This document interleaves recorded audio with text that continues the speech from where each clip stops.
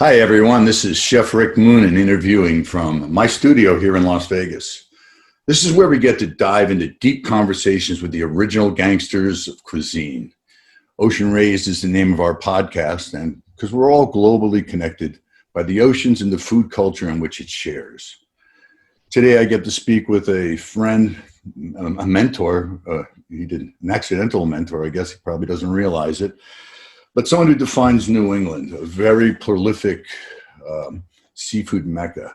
America was built on the backs of the cod that swam in the Georges banks of the New England shores. So talking about seafood is incredibly natural to Chef Jasper White. Jasper was born in 1954 in New Jersey, grew up on a farm on the Jersey shores. And he's known as, well, he's a great chef, a restaurateur, and a prolific cookbook author. 4 cookbooks, I believe, Jasper has with his name on it, one which is right here behind me, the 50 chowders. I've gone into that book many, many times in my career. Jasper's recognized as a leading authority in New England food and its history. His deep studies of the history of New England, in particular, though, seafood, which New England is well known for. Went to the Culinary Institute of America and graduated in 1976. After graduating, he traveled around the United States for the next 3 years, New York, Florida, California, Washington State, and Montana. And then he finally settled in Boston, met up with an incredible chef named Lydia Shire. The two of them teamed up and ran some of the most amazing kitchens and well-known, anchored in classical cuisine and very fine dining environments. Copley Plaza, the Parker House, and the Bostonian Hotel. And the two of them basically, they totally introduced contemporary American cuisine to Boston and the New England area. Jasper went on to write cookbooks. He started up his restaurant, Jasper's Restaurant. And that was in 1983. And I remember that being on my bucket list of places that I wanted to go as an aspiring cuisinier. Jasper's Restaurant on the Boston waterfront, specialized in seafood, but also New England specialties outside of the seafood arena. Was there for 12 years, and Jasper had to shut it down, made a smart decision.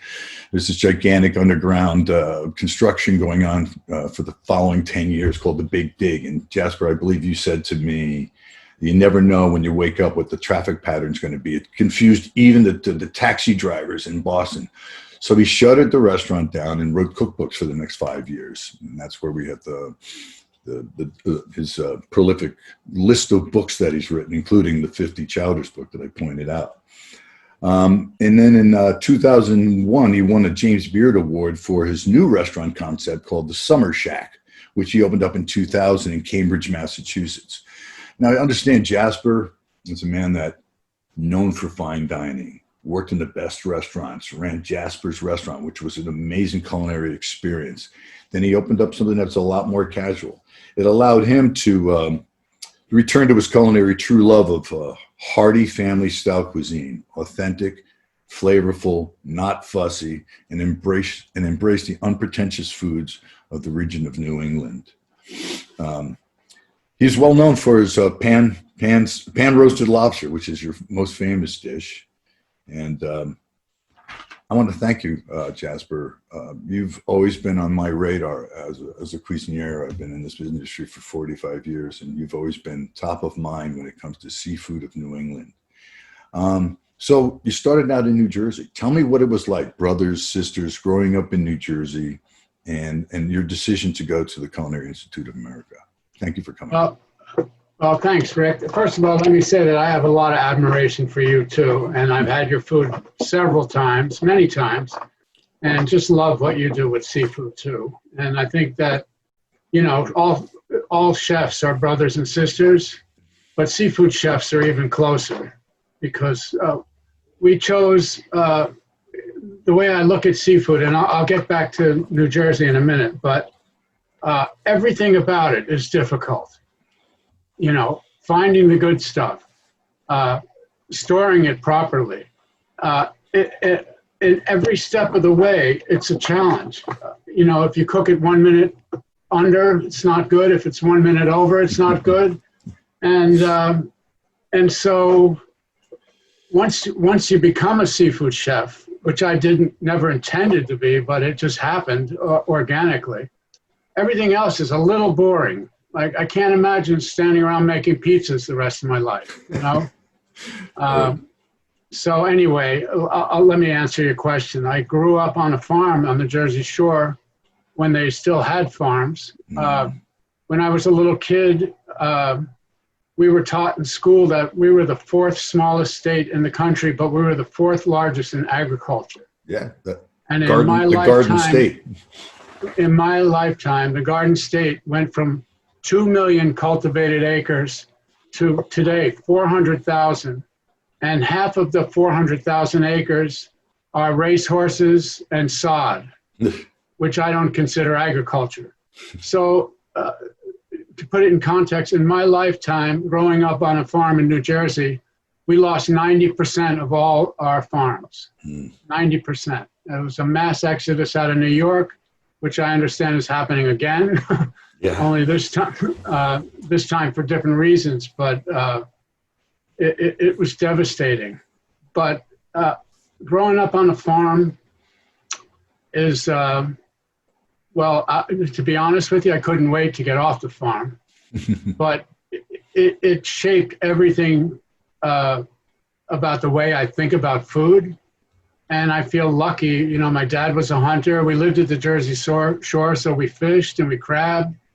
And I, as a young man, I didn't intend to become a chef, but I had every reason to become a chef because I had an understanding of, a true understanding of food, where it comes from, and a real respect for all the animals that I've killed and have, eaten. So it was also a fun place to grow up. You know, we're on a farm, but I was 8 miles from Asbury Park with the boardwalk and the beaches. One of my claims to fame is that I graduated from Freehold High, which is also where Bruce Springsteen graduated. There you go, the boss. Bruce is from the same town I am. He graduated the year before I started high school. The first dance I ever went to was a band called the Castiles, which featured Bruce Springsteen. And so we had a lot of good music at the Jersey Shore. We had a lot of fun. We had, Jersey girls. And big hair. Everything. And it was fun. But also, my family, there was a divorce and the farm was falling apart. And the amount of money that we were offered for the farm, we ended up selling it when I was a junior in high school. The farm got sold, and I started hating New Jersey. I hated all the new houses going up.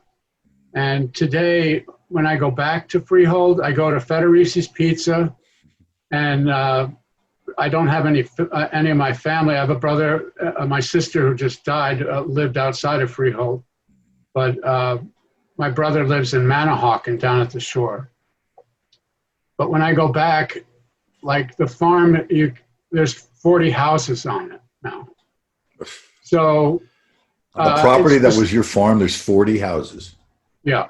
That's so insane. It's disturbing. And I don't go back that much. But if you ever find yourself in Freehold, New Jersey, the best pizza on the East Coast is a place called Federici's. It's been open over 100 years now. Ask for the old oven because they're so busy. They have a new oven and they have the old coal-fired brick oven. That's it. And it's fantastic. I said I wouldn't want to make pizza the rest of my life, but I sure like eating it. I have a pizza oven in my backyard. You should come out to Vegas. We'll hang out. I'll make you pizza, chef. I love it. So the farm got sold. Off you go. So did you go directly to culinary school from the farm? No, actually, I had become disillusioned, and I was a troubled teen. Mm-hmm. And my mother, when I finished high school, which I barely finished, mm-hmm. my mother thought it would be a good idea if I went to Ireland and stayed with my grandparents. So I actually, at 18 years old, I got packed up and I moved to Ireland, and I was there for almost a year, living with my grandparents in the center of the country in a town called Portlaoise. And it changed me. You know, I was a kind of a wise guy from the Jersey Shore, not a wise guy, you know, just a typical kid from New Jersey Shore. Yeah, I was Jersey Shore. And that time I spent in Ireland, it truly softened me as a person. And I got to see a different way of life. I got to see a culture where people were slower, gentler, not so sarcastic. And it was the best thing that ever happened to me. And when I came home, I got a job in an Irish bar down at the Jersey Shore, a place called O'Connor's.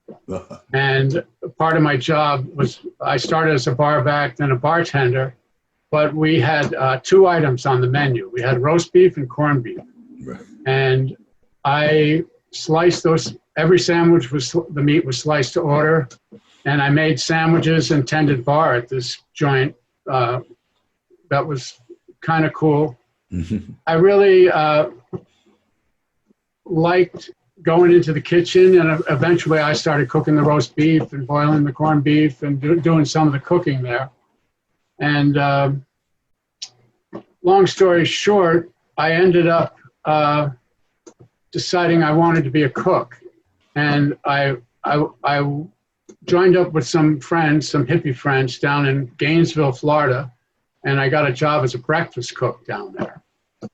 And it was the beginning of something. You know, I got there, I met the first gay lesbian couple that I've ever met. I never had really met anybody who admitted it. It's always Florida. Yeah, I worked in a kitchen that was mostly black cooks.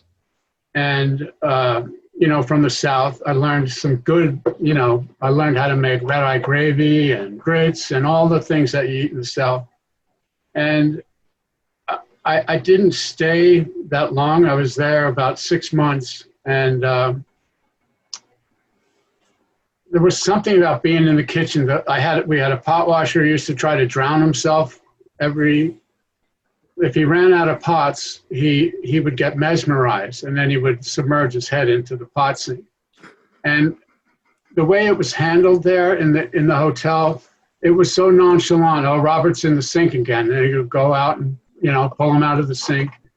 And I'm trying to think. So we had Hispanic workers, and the whole thing was so zany.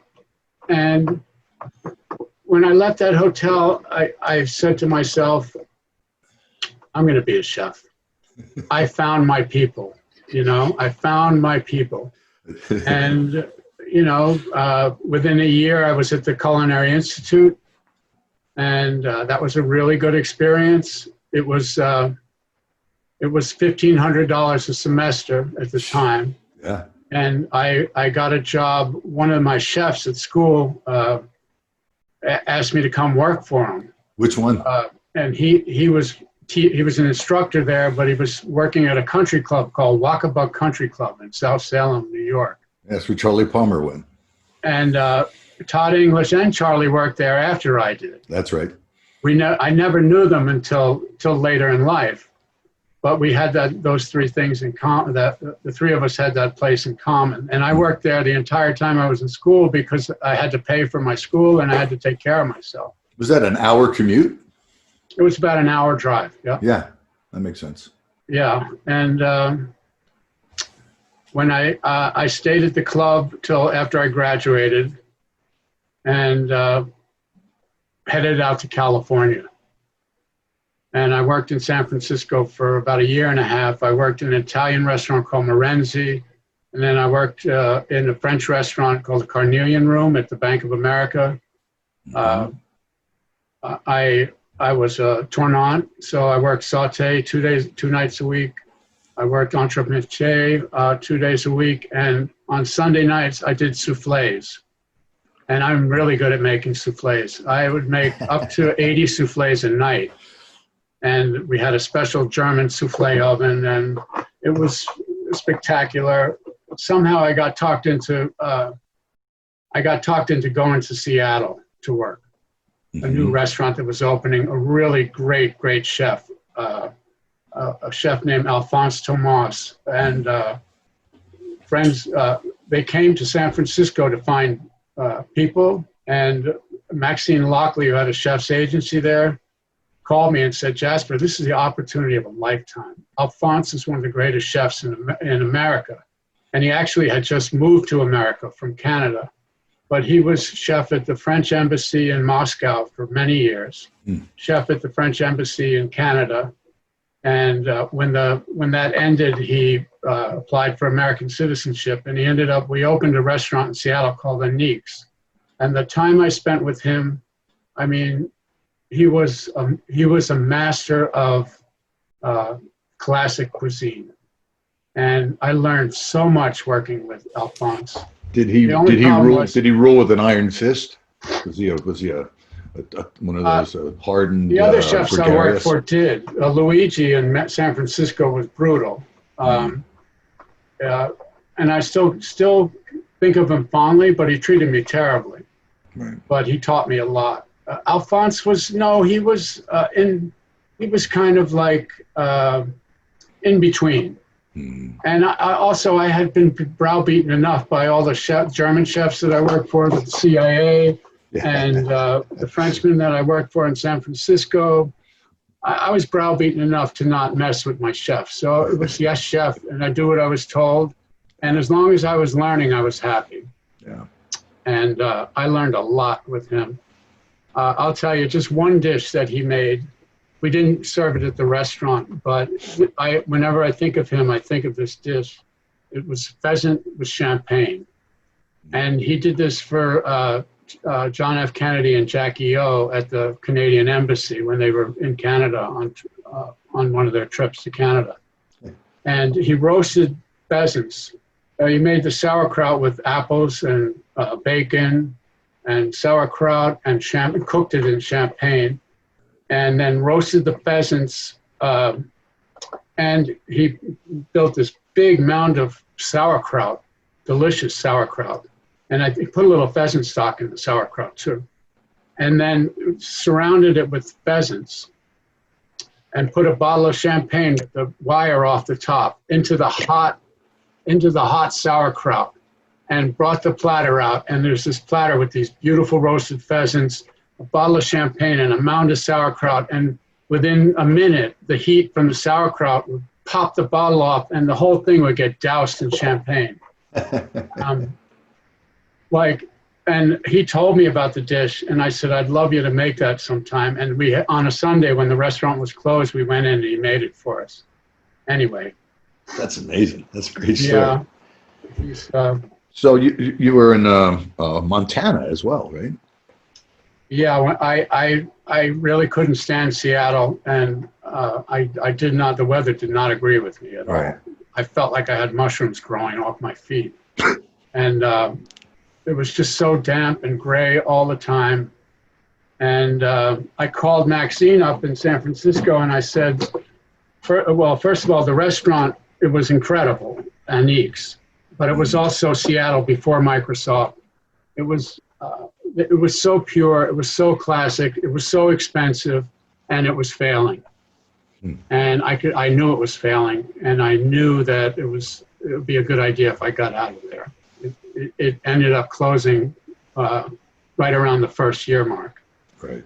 And I called her up and I said, I got to get out of here. This is not working out for me.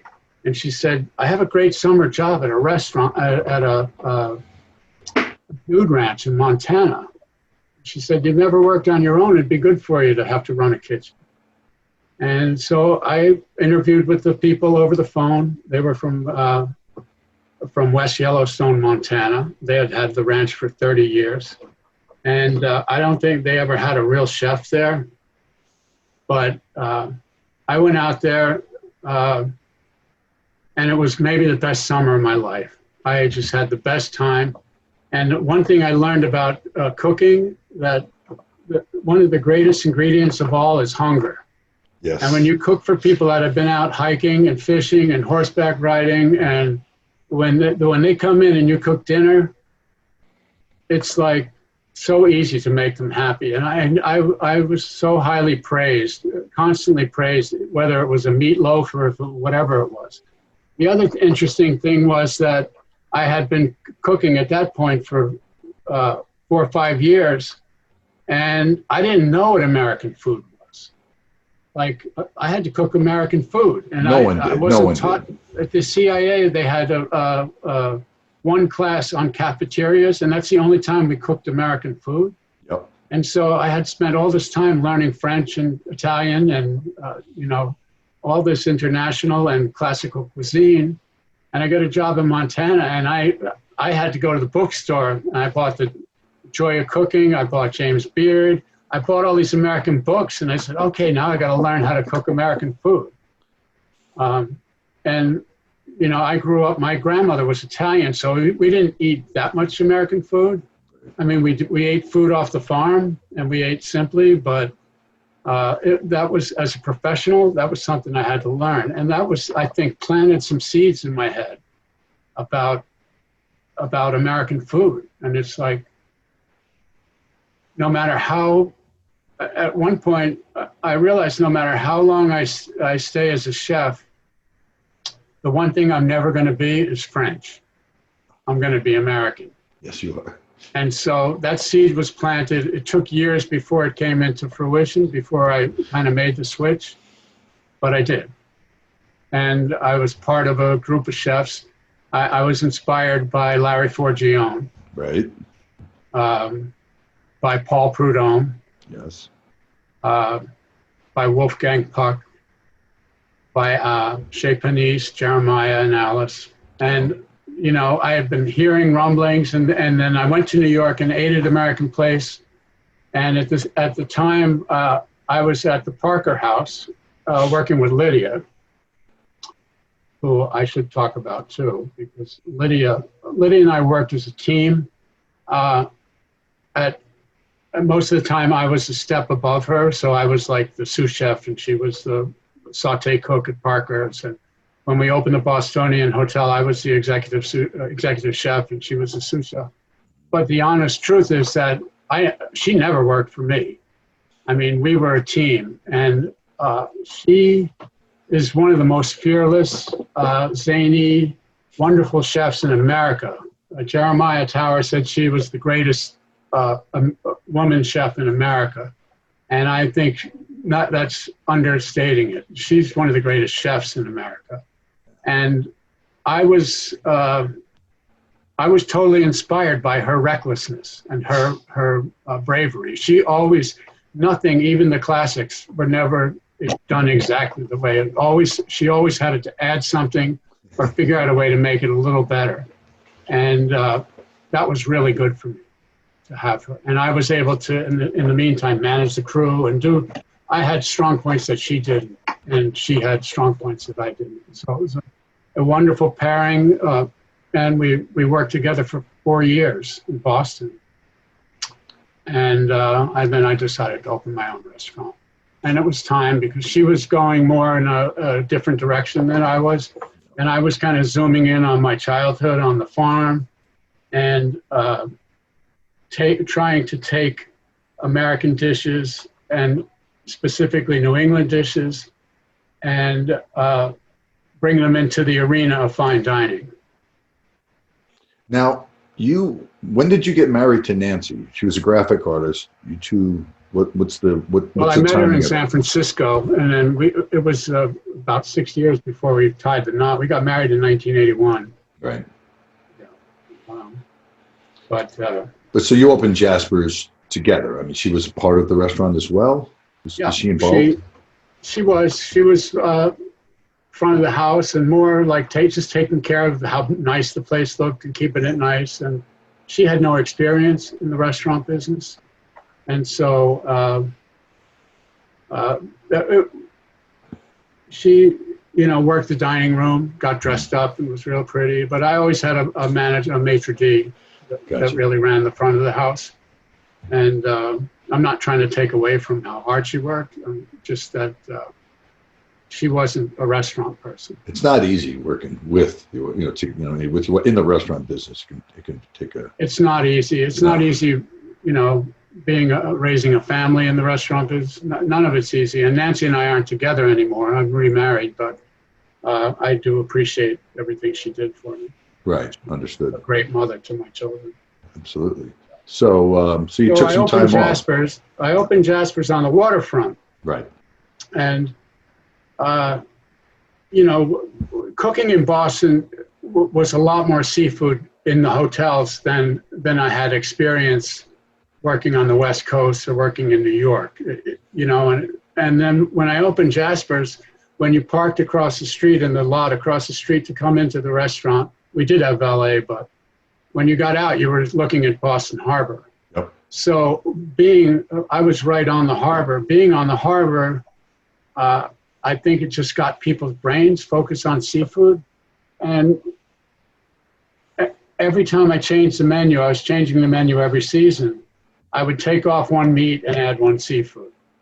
And within 3 years, Jasper's was basically a fine dining seafood restaurant. And maybe one of the first in the country that was fine dining specifically focused on seafood. Mm-hmm. And like I said, once you start doing seafood, everything else is... I agree. I got the bug. I know you do. So, okay, so then you took some time off, wrote a cookbook, and decided to Summer Shack. How did that come to fruition? Yeah, well, when I closed Jasper's, it was 12 years open. I won Best of Boston 11 years out of the 12, by the way. And rightfully so. It was a huge success. It was, I had resisted doing anything other than Jasper's because all I cared about was the food. I'm a really obsessive chef, and I still am. I've never been able to get out of the kitchen. So even when I built Summer Shack up to a $25 million company, I still spend at least 3 nights a week expediting in one of the restaurants. It's how I identified as a person. And to be in the restaurant business and not be in the kitchen, that wasn't for me. And so, it's one of the reasons I never really made it big, like financially. It was because I just didn't have the energy for the business part of it. I just wanted to make good food. Right. After, when I was at Jasper's, I wrote Cooking from New England, and I really focused on that. And, in 12 years, I took every New England idea you could take from the old Fanny Farmer cookbooks and from a whole collection of antique cookbooks that I have. And I found some really interesting, it's not all just boring, bland food. I found some really interesting ideas and I was able to make them better. But towards the end, I was feeling like, you know what? I should say that I bought a house in Maine the last 5 years that I was at Jasper's just to have a place to get away to. Sure. And that's kind of, I ate in clam shacks in Maine, and there was an honesty to the food that I felt like I was being dishonest. And I said, you know what, I think I'm done with fine dining. I should mention that in 1994, I was nominated for the James Beard, I forget what they call it, it's the best chef in the country. Right. And it was a great honor. Daniel Ballou won that year, and he deserved to win. He's a better chef than I am. Gotcha. No question about it. But I felt like, okay, that was that. And that was as high of an honor as I could be given for my work. And I thought, I think I'm done with fine dining. I've done as much as I can. And if I ever open another restaurant, it's not going to be fine dining. I was tired of taking dishes that I could have sold for $16 and trying to figure out how to make them worth $30. Right. And so, and also I had 3 children in the meantime. And in 1995, they were 7, 5, and 3. And I wanted to spend more time with them, so I started doing some consulting, and I wrote a couple more cookbooks. And that was Legal Seafood, right? It's that time? I did consult with Legal Seafood, which was excellent for me because I got to see the inside of high volume seafood restaurant and how that works. And it was actually what I decided to do. After 5 years, I was like, I got to do another restaurant, and I'm going to do a big clam shack. And I'm not going to pretend to, I'm not going to take dishes and try to make them what they're not. I'm going to keep the great, I'm going to keep my pan roasted lobster and some of the dishes that I created. Sure. And I'm not going to, even at Jasper's, I never was stuck on just New England.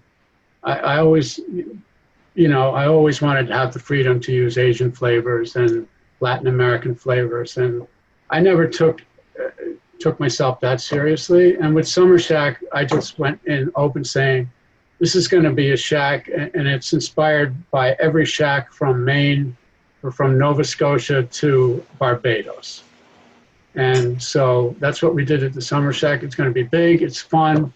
We're going to do high volume seafood and be able to price it at a price where I could cook for people that were like me, working class people, Yeah. And I shed. As soon as I opened, it was a big hit, and a lot of my fine dining customers came and they hated it, and they're like, "How could you have done this? What the hell's wrong? What have they done to you?" It's like, see you later. I'm bringing the kids, And one of the things I loved about Summer Shack were the families that came into it. Yeah. And I didn't have a kids menu in the beginning. Eventually, I got talked into doing it because I wanted the kids to eat like the parents. So I put things like corn dogs and things that I thought kids would like on the menu. Right. But the focus was seafood.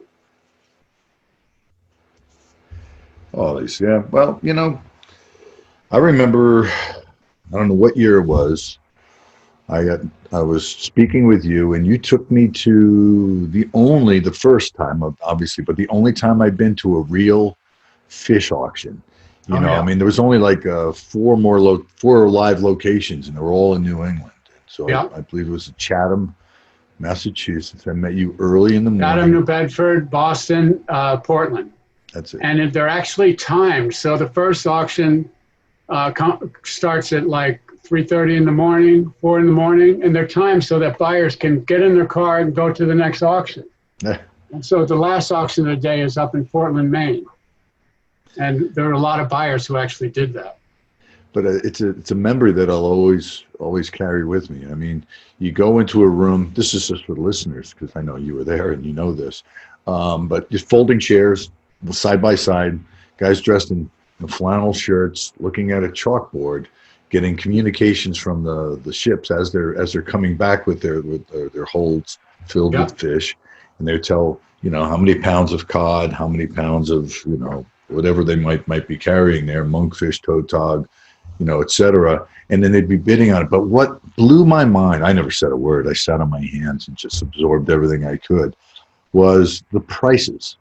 I mean, I know it would say I would buy Chatham cod for $5 a pound, just to set a price. That's what I would pay for it at Oceana in New York City, where I was the chef.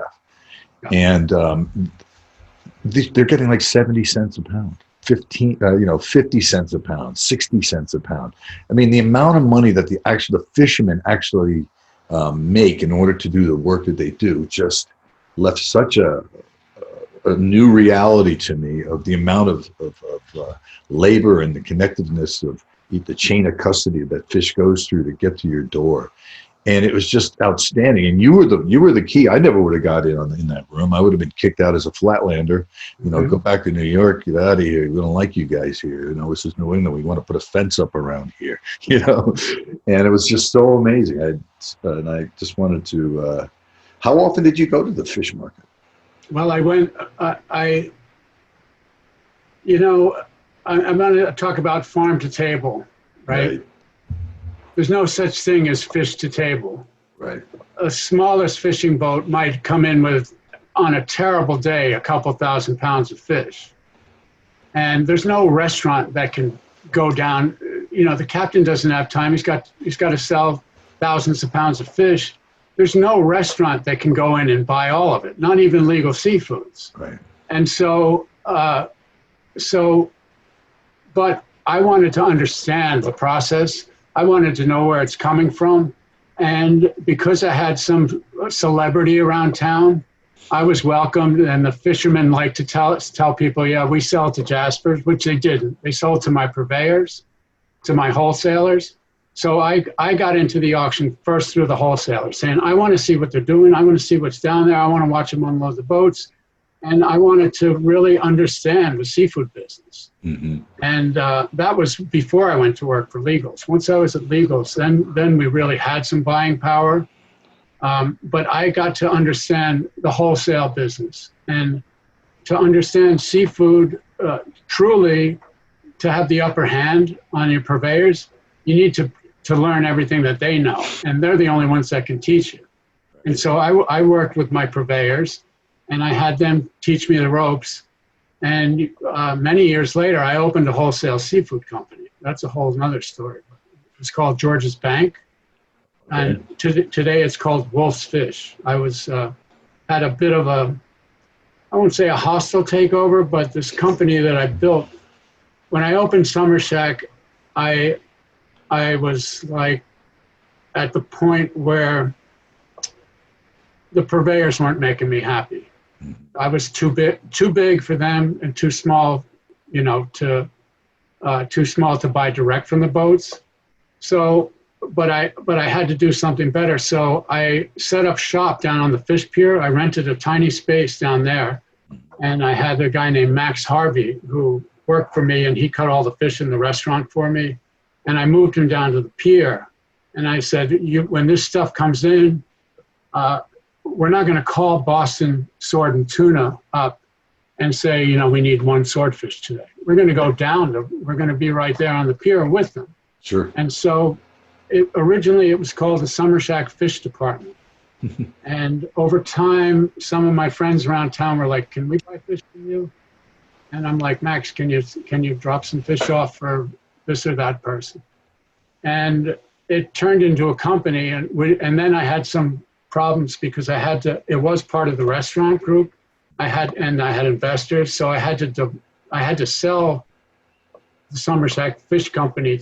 Anyway, I went through all that nonsense. Oh, that's interesting. Started this wonderful company. About a year into it, there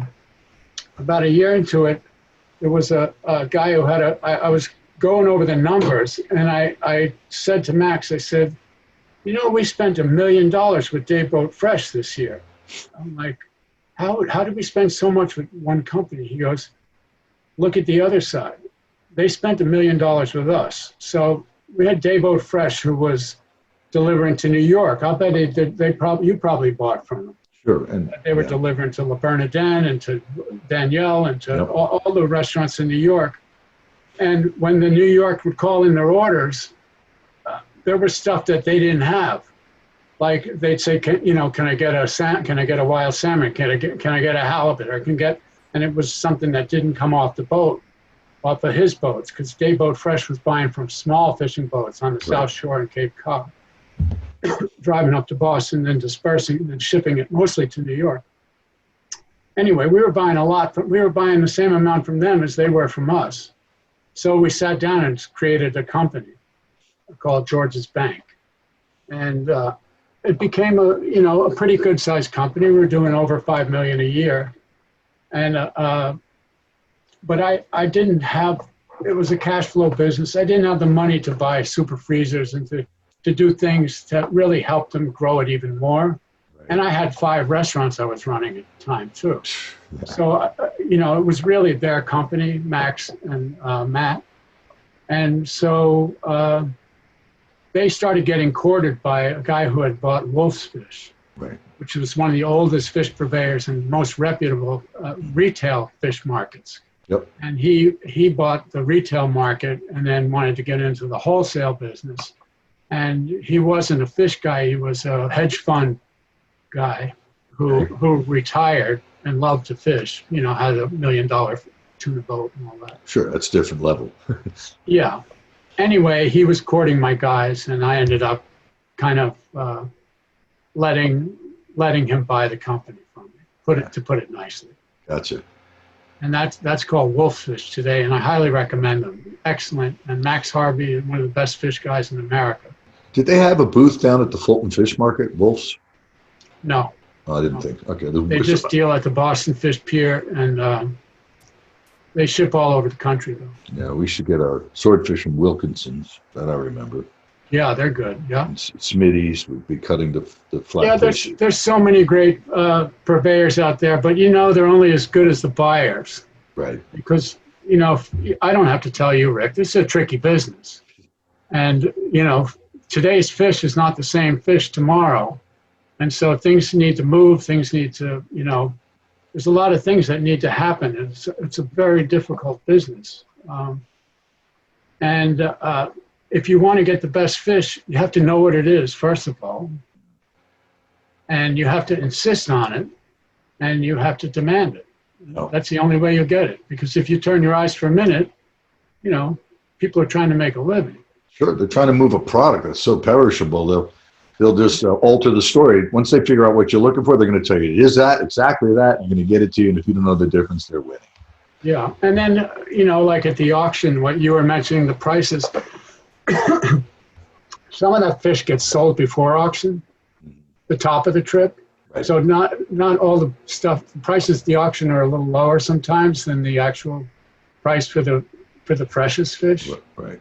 But so there's so many tricks to it. The whole business is. I'm not going to say it's shady, because it's not. There's a lot of good people trying to make a living off of what you just said, the most highly perishable item you could ever think of selling, the most supply and demand, the greatest example of supply and demand economics. Right. Doesn't seem like you ever needed it, but because you were there, you were living in the epicenter of that incredible availability of lobsters and clams and oysters and fin fish of all different kinds. Did you ever have any association with Rod Mitchell at Brown Trading? Oh yeah, early on, back in the '80s when Rod started, I was buying from him. Uh-huh. He was a spectacular guy to know. Oh, and yeah. Such a crazy guy running around in his cigarette boat. And, he had the best stuff. And I fell in love with the Pemaquid oysters from Maine. Sure. I always loved the Cape Cod oysters too, and I still do. But that was new to the Boston market, were the Maine oysters. And those growers in Pemaquid were one of the first aquaculture in Maine. Mm-hmm. And they were spectacular oysters. Rod had an exclusive on those for a while, and I was buying glass eels and smelts that would come in smelling like cucumbers, and just really beautiful seafood. And funny thing with Rod was because I was in Boston, because I knew the market, I would beat him up on price a bit. Yeah. And I used to say to him, Rod, if you don't take $1 off that fish, I'm going to tell everybody in New York what you're paying for your stuff. I'm going to call Rick Moonen. I'm going to call that guy. Oh my God! Yeah, I love Rod Mitchell. A fantastic human being and a fantastic purveyor. Oh, still today. I mean, he's the best. He carries more caviar than any one-stop shop of caviar of the globe. Right there, Brown Trading. Yeah. He's really something. So I admire Rod. Oh, so do I. And I also like him because he's down home too. Exactly. He's he's a New Englander.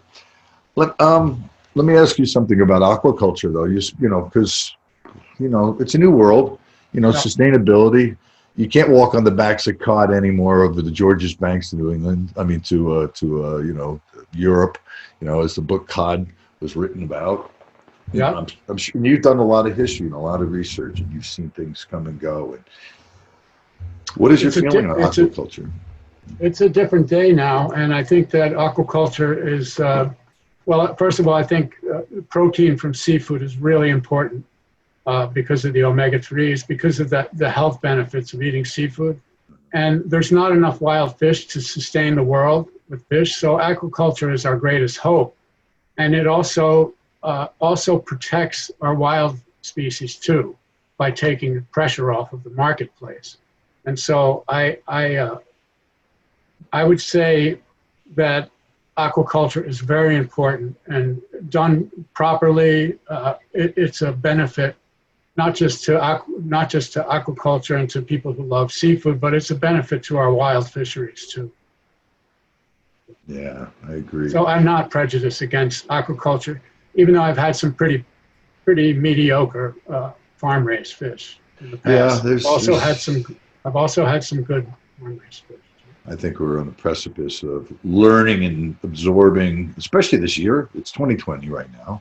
We're talking. And the underwater world has had a chance to recover. Just, I would say drastically. There's less. There's less movement of boats. There's less noise under the water. There's, they have an incredible capability of rebounding and creating some sort of an ecosystem that has more of a symbiotic relationship within itself, which is cool. It really is. And, in New England, we've always had the benefit of not being an industrial part of America. Mm-hmm. And so we have clean water. So when the stress is taken off of the different species, look at the striped bass, for example. Yeah, exactly. Things can still flourish, So I think for, our most important mission as chefs, and when we talk about seafood, is to protect the quality of the oceans. And here. That's number one. And then, I kind of lost my train of thought, but I think that's well, we're talking about how this year has allowed an enormous amount of rebound. I mean, they're seeing dolphins in the canals of Venice. What the hell, dolphins? And there's more humpback whales closer to shore, and it to me, and I know the pandemic and everything, the effects that it's had on our world have been devastating. But under the ocean, things that are going on there, the world is going to have an opportunity to have a resurgence of high quality seafood, be it from aquaculture sources or even wild sources. And I know you've studied the history of seafood, and I've also mentioned in previous podcasts that when I was growing up, you couldn't find a cookbook that would help you to be inspired to do something that was more contemporary. Things that are, because you get the Japanese influence, so you started to see seafood being eaten medium rare, Right. or raw. This was all new to me during my lifetime. Prior to that, it was overcooked casseroles, over fried fish, over baked, over anything. Listen, Rick, we couldn't give away tuna in the 80s. We couldn't give it away. Yeah. The Japanese taught us how to eat tuna. So what changed? Well, I think it was what changed. I think what changed was I don't want to say all because of the new American cuisine. It was. You could say it. But the new American cuisine, the 80s, it didn't just open up for American food. What it did was it dethroned classical French cuisine.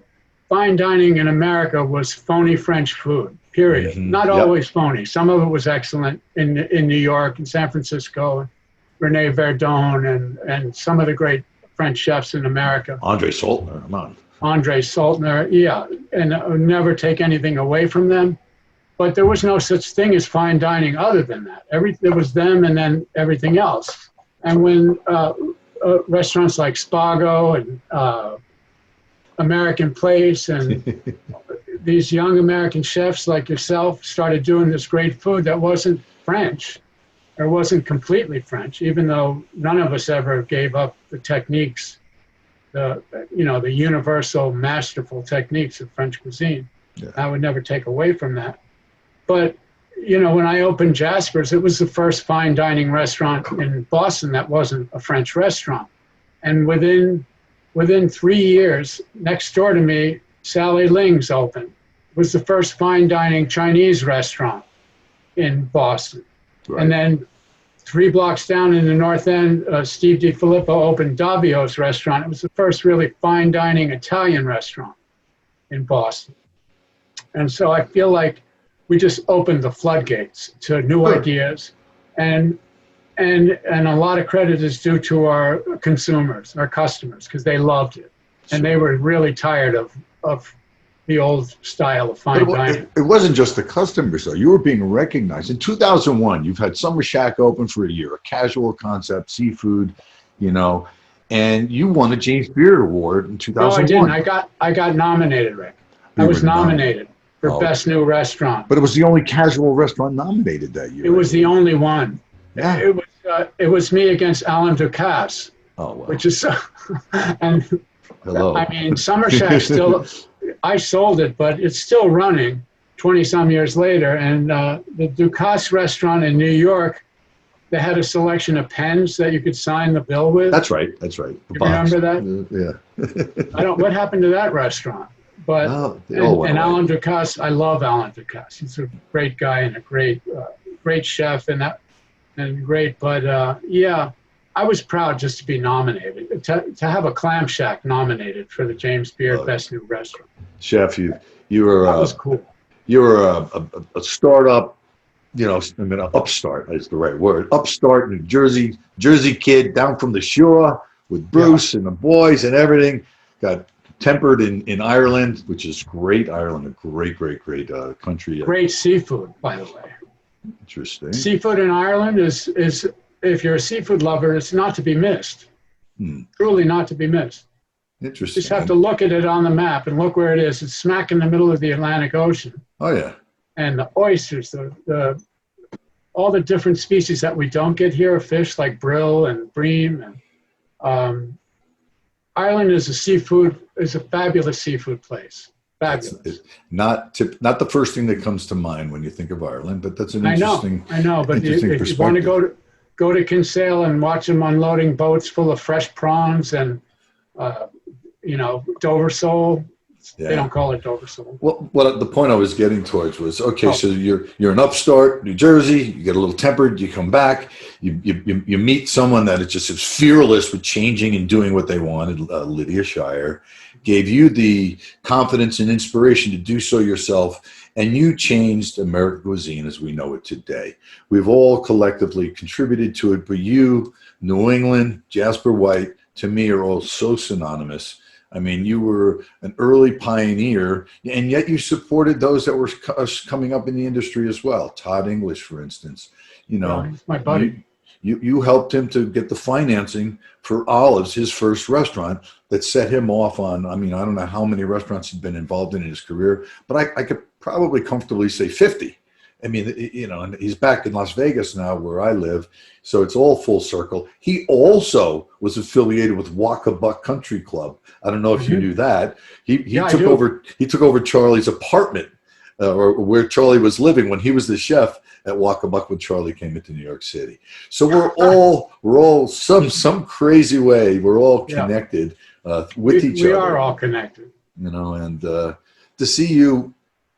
Now you're in Lincoln now? Lincoln, Mass? No, I'm in Cape Cod. Cape Cod, excuse me. Yeah, I moved out of Lincoln years ago, but I live in Mashpee, Cape Cod. It's at the bottom, like this is Cape Cod, here's Provincetown. Sure, this is Chatham. Yep. This is where I live, over here by Falmouth. And it's, for a seafood guy, it's a pretty fun place to live. I moved here 3 years ago. I haven't bought a clam since I moved. I was going to say, what are you paying for clams? Nothing. Nothing. I don't pay anything. I just get my rake out. I go down to Wacoit Bay, and I rake out as many clams as I need for the day. I'll pay for the shipping. I love bringing whenever chefs come to visit. Mark Miller was here this summer visiting me. I took him clamming, and he's so proud of his clams, my clams that he picked, and whatever. And Lydia brought her clamming. Jimmy Burke, who's a great Boston chef, brought him clamming. And I like to fish too, but and then oysters, not so much. I don't bother because there's so much great aquaculture oysters here. This is really a mecca for oysters. There's over 150 growers on Cape Cod. Wow. Yeah, and these are beautiful waters. We have a very large tide, especially on the Wellfleet side. 12-foot tide, which brings feed in and out of with every tide. And so oysters grow really well here. And, unlike other types of aquaculture, shellfish aquaculture, it's really not aquaculture. You're really just tending them.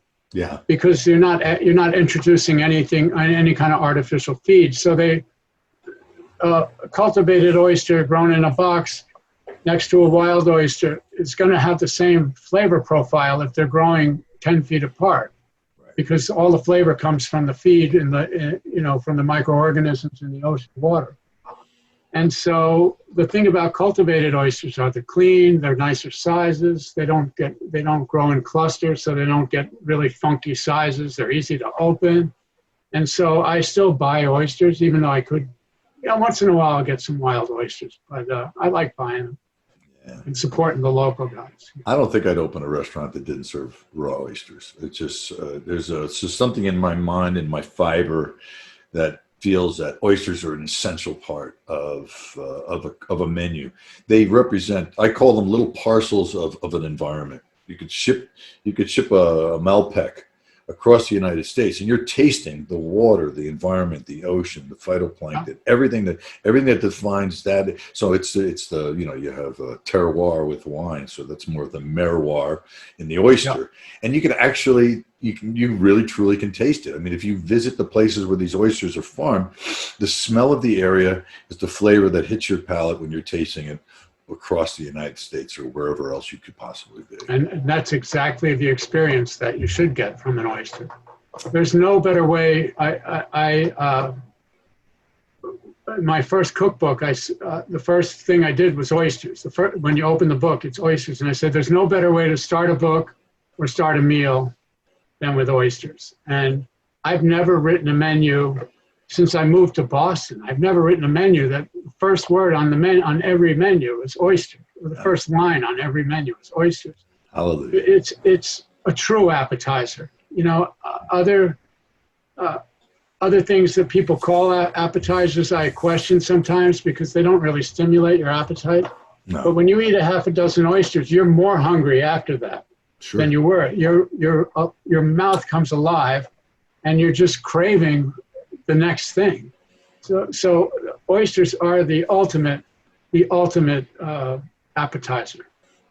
How about finfish in aquaculture? What is your gut feel about finfish? I mean, we talked about shellfish and your love of that, of course, and I'm completely with you on all of that. And lobsters. Well, finfish, I think that we don't have any wild salmon here in New England. It actually went extinct 100 years ago. Right. Because of the log jams in the rivers, and salmon have to bring up seed. So the fish that I've had the most farm raised has been salmon, and I've seen a great variation in the flavors and the profiles and the textures of different products that are done with farm raised salmon. Mm-hmm. Finfish. Black sea bass is been really abundant this summer. We've had a great summer for black sea bass, and striped bass always a great fish. So why do you don't need aquaculture, because you've got that? Yeah. So I don't have a lot of experience with finfish, mm-hmm. but I am under the understanding that it's getting better and better, the aquaculture finfish. True. And I think that the problems that were causing harm to the environment, I think that we know what they are now. And so I think the future, as long as it's regulated, I think the future is really good for fish. And then I think somehow we got to figure out a way to feed these fish. That's right. That's right. No. So protein in, protein out, the ratio has to be put under control. I think it's be a lot more expensive than feeding them corn or whatever they feed them. I don't even know what they feed them. But I think that the more we can introduce, figure out ways to grow krill, to grow food for the fish. If we can grow fish for them to eat, it would be better. Sure. Well, you have to start actually healthy environment, phytoplankton, and on up the chain. It's really pretty much get out of its way. I think half the time is the best solution for an ecosystem that worked perfectly fine before we decided that we wanted to turn it into a corporate business. Yeah. and global warming is a huge factor in here. I mean, we have a commercial mahi-mahi season in Rhode Island now. What? Right? Yeah, commercial mahi-mahi. That's how many mahi there are up here. Where, they come up in the Gulf Stream? Yeah, they come up in the Gulf Stream. That was a fish that was never caught here 20 years ago, ever. No. And when I had George's Bank, when we'd be offloading boats in Provincetown or Chatham, and my guys would be there doing the offload, and they'd send me pictures of fish and go, "Do you know what this is?" And I would take the text and I would shoot it to my brother Mike, who lives in northern Florida, and he knows a lot about fish too.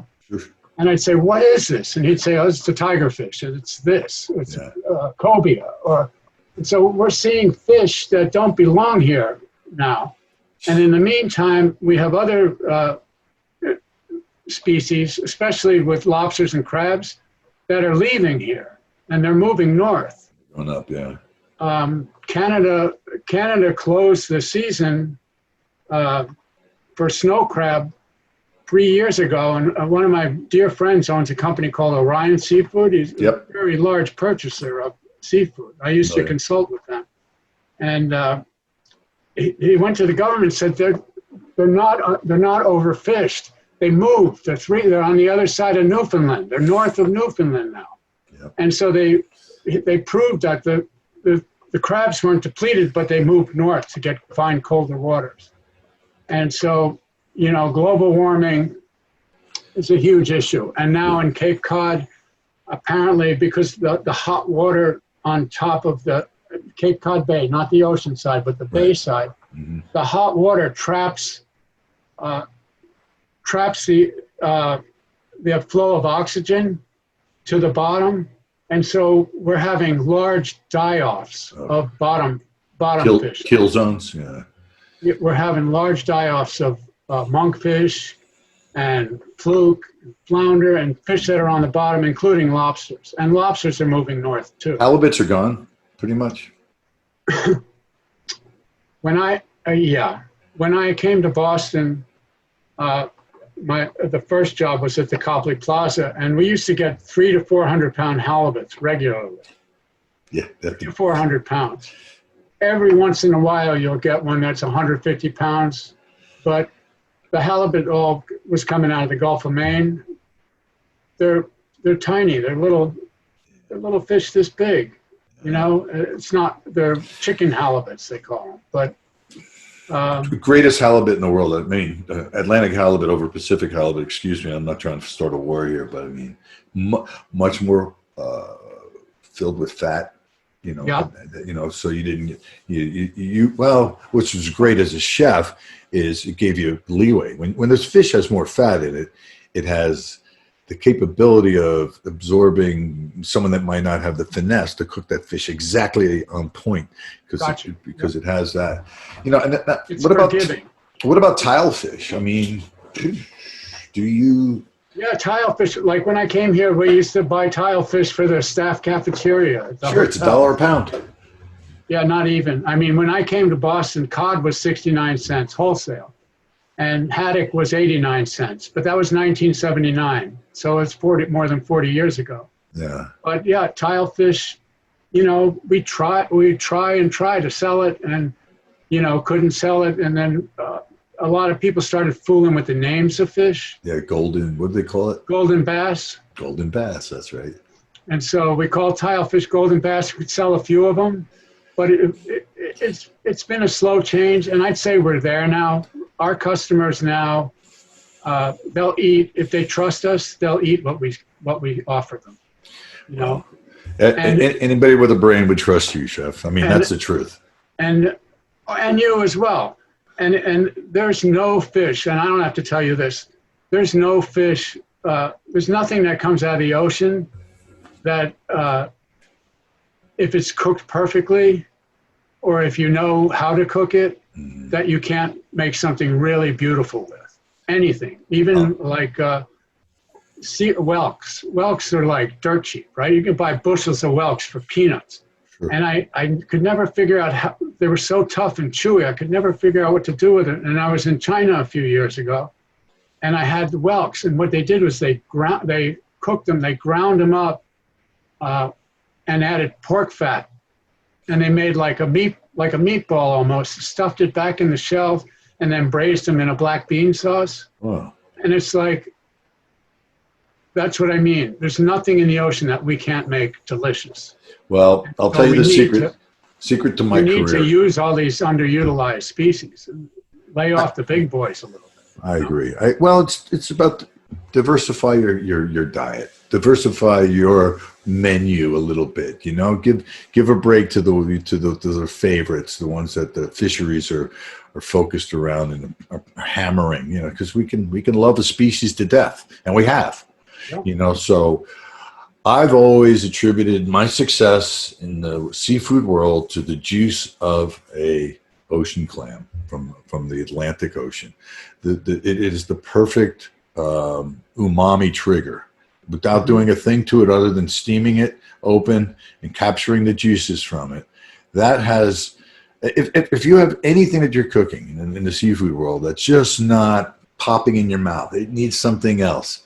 And you put clam juice in it, 9 out of 10 times, I swear. It's just, I've always say, there's nothing so bad in the kitchen that enough Parmesan can't fix. These are the sources of umami. But from the ocean, that's the clam. The clam is the Parmesan of Italy, is the clam of America. That's a good analogy. It's and I'm saying it like, ha, but I'm not kidding. Clam juice would always be my go-to on anything. You just take clam juice and emulsify some butter into it, and you got a perfect sauce. Squeeze a lemon, done, et cetera, et cetera, et cetera. You're right.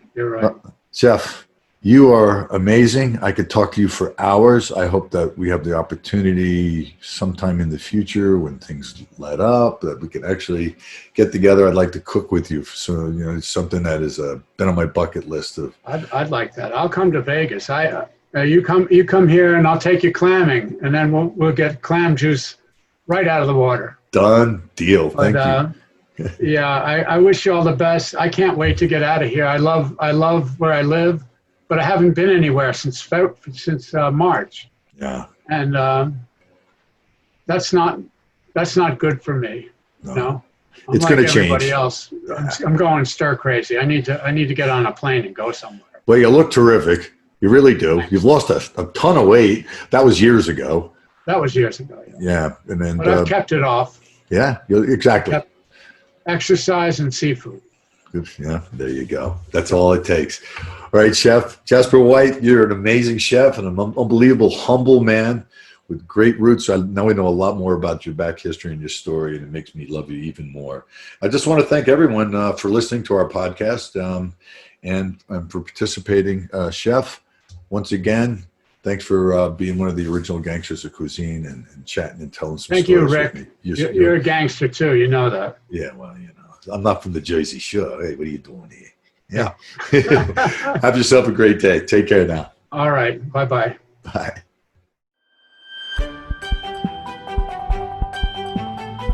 foreveroceans.com